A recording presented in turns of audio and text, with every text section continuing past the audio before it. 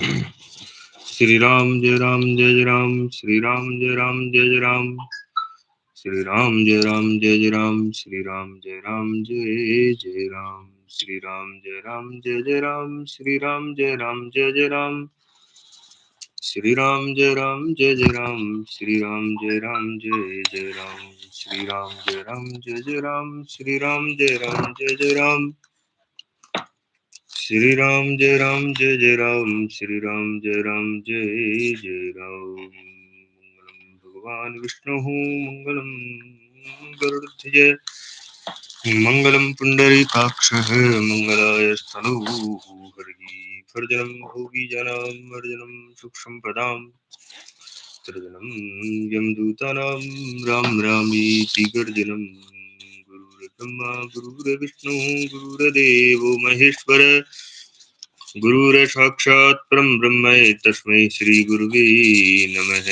अखण्डमण्डलाकारं व्याप्तयेन चराचरं तत्पदं दर्शितं येन तस्मै श्री गुरुवे नमः। ॐ श्री गुरुवे नमः।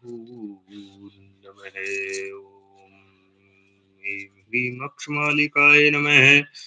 मामाले महामाये सर्वशक्ति स्वरूपिणी चतुर्वर्गस्तवनस्तस्य मानवे सिद्धिदा भवः। ॐ ऐं ह्रीं अक्षमालिकायै नमः। और भगवान की कृपा से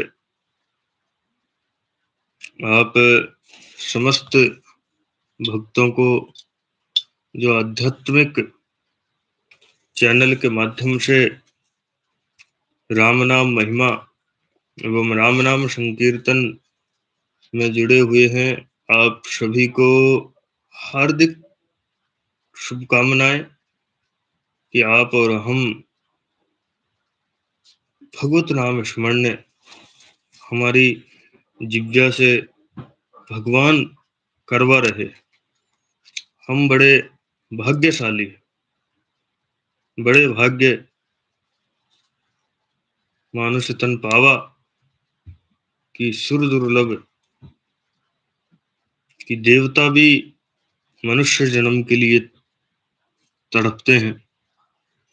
और ये जो मनुष्य जन्म हमें मिला है और इसमें हम सब मिलकर ये भगवत नाम स्मरण कर रहे हैं, ये हमारा एक सौभाग्य और भगवान की सबसे बड़ी कृपा है हमारे ऊपर। इसी के साथ वैराग्य और कर्म की बात को करते हुए पिता और पुत्र का संवाद मुझे स्मृति में हुआ कि एक बार व्यास जी महाराज को अभिलाषा हुई कि यार मुझे भी गृहस्थ अपना निभाना चाहिए।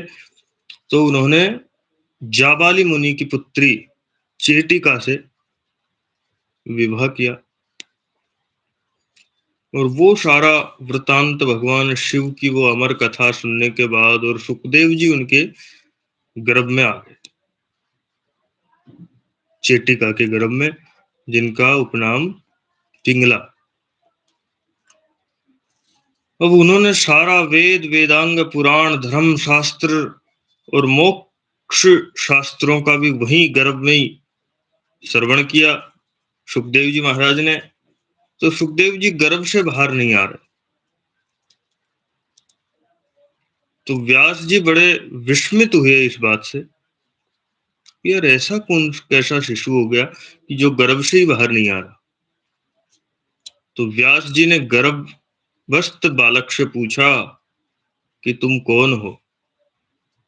सुखदेव जी ने कहा कि जो 84 लाख योनियां बताई हैं, मैं उन सब में घूम चुका हूं और ऐसी दशा में मैं क्या बताऊं कि मैं कौन हूं।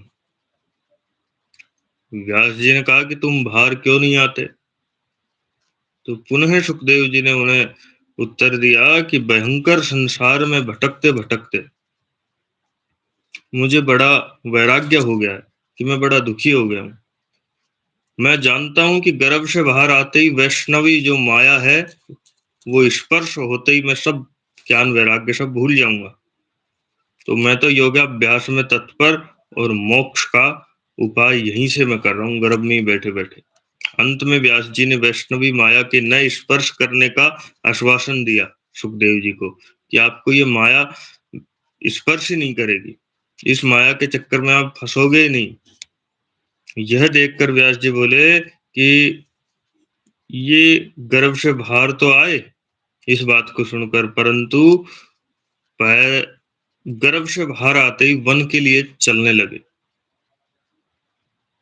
जो एक माता पिता की हर की इच्छा होती है।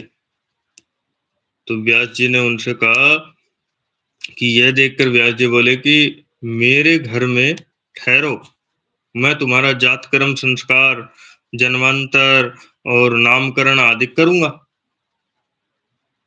तो इस पर सुखदेव जी ने उनसे कहा कि अब तक जन्म जन्मांतर पता नहीं कितने मेरे संस्कार हो चुके हैं,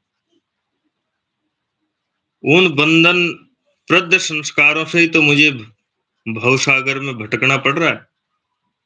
अतः अब मुझे कोई प्रयोजन नहीं है इस संसार से, कोई मेरे को संस्कार की आवश्यकता नहीं है। तब व्यास जी ने पुनः कहा कि द्विज के यानी ब्राह्मण के बालक को पहले विधि पूर्वक ब्रह्मचार्य आश्रम में रहना चाहिए, रहकर वेद अध्ययन करना चाहिए, तदनंतर अपना गृहस्थ निभाना चाहिए, वानप्रस्थ में जाना चाहिए और उसके बाद संन्यास लेना चाहिए। तो इसके बाद मोक्ष की प्राप्ति होती है, अन्यथा पतन होता है। तो फिर श्री सुखदेव जी महाराज ने, पिता और पुत्र का संवाद है ये, सुखदेव जी ने कहा कि हम ब्रह्मचर्य मोक्ष होता है, ब्रह्मचर्य से ही अगर मोक्ष होता है तब तो जो नपुंसक जो एक अलग जेंडर पैदा होता है हमारे यहाँ, तो वो तो फिर मोक्ष को ही प्राप्त हो, उसको तो कुछ करने की आवश्यकता नहीं है। ऐसा नहीं दिखता, यदि गृहस्थ आश्रम मोक्ष का सहायक हो तब तो संपूर्ण जगत ही मुक्त हो जाए।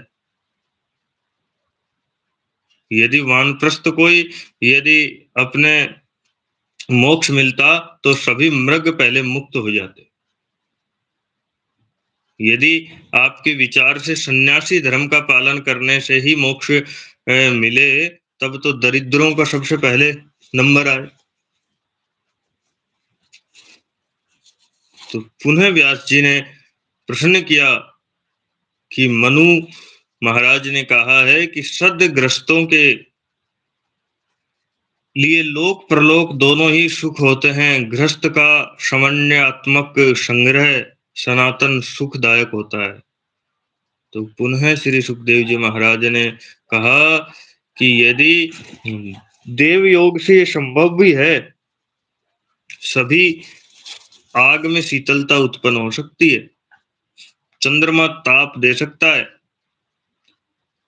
लेकिन कभी भी गृहस्थ में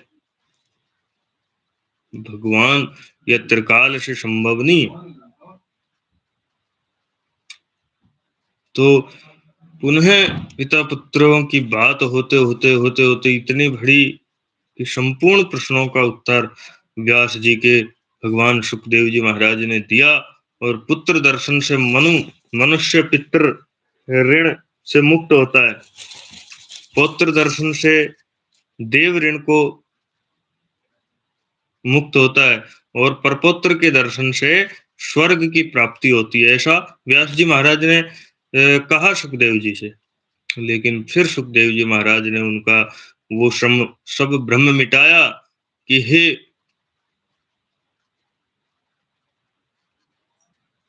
जगत गुरु या पिता, गिद्ध जो है, गिद्ध जाति वो बड़े दीर्घ काल तक जीवित रहती है। वे सभी अपनी समस्त पीढ़ियों को देखते हैं, चार चार पांच पांच पीढ़ियों को। फिर वो तो कभी उनको वो जन्म ही नहीं लेना पड़े, क्योंकि सभी योनियां भोग कर आए थे सुखदेव जी, और उनका सारा वो ब्रह्म मिटाकर श्री सुखदेव मुनि जी फिर वन को चले।